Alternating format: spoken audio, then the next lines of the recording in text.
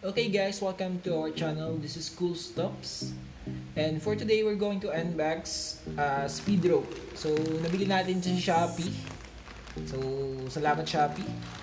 Then, ang presyo niya is 287 lang kasama na yung shipping fee. So, let's unbox. First,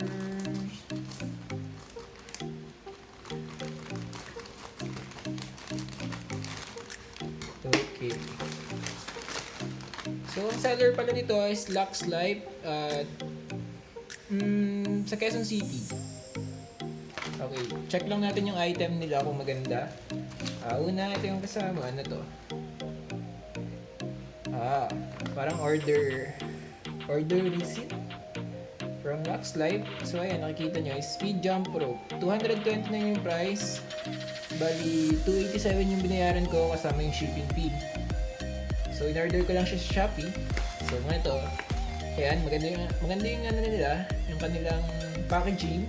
Tapos, meron pa silang personalized na tape din. So, let's see. Ingat lang, baka magupit natin to.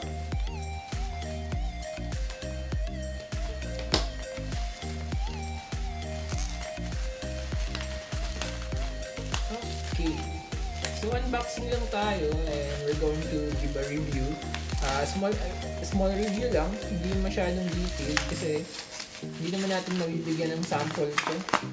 So, ito lang is para may pakita ko dun sa mga iba na gustong bumili ng SPEEDROPE na kung maganda ba yung item na to. Most likely okay naman, medyo crumple lang yung box. Siyempre, on delivery ganyan talaga yung nangyayari, no? So, buksan lang natin. Anong mga kasama nito?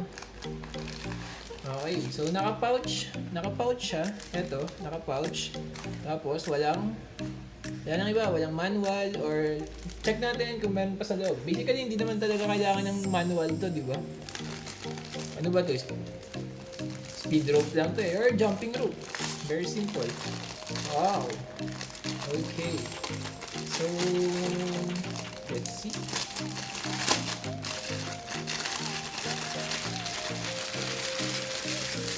Ganda.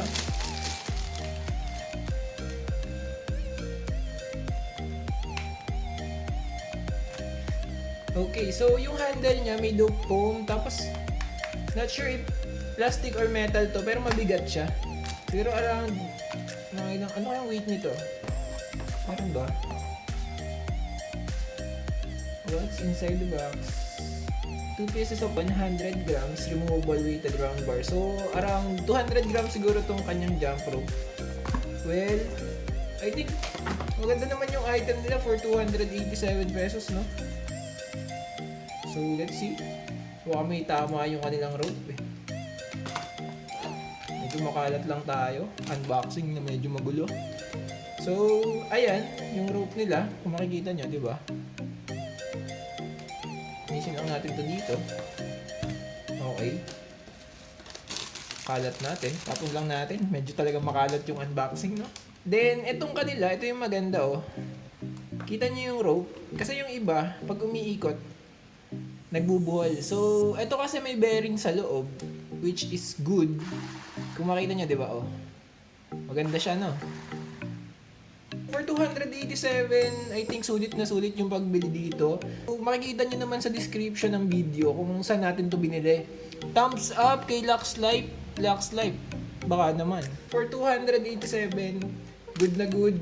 Salamat sa panonood. Yun lang naman gagawin natin sa unboxing, eh. Tingnan lang natin kung okay yung item na na-receive natin. At yung presyo. At saka yung quality. We can call it value for money. Diba? So, magagamit mo siya for exercises. Yun na lang yung comment natin. Thank you sa LUXLIFE. Hindi po sponsored itong video. Hindi po natin kailangan ng ganun.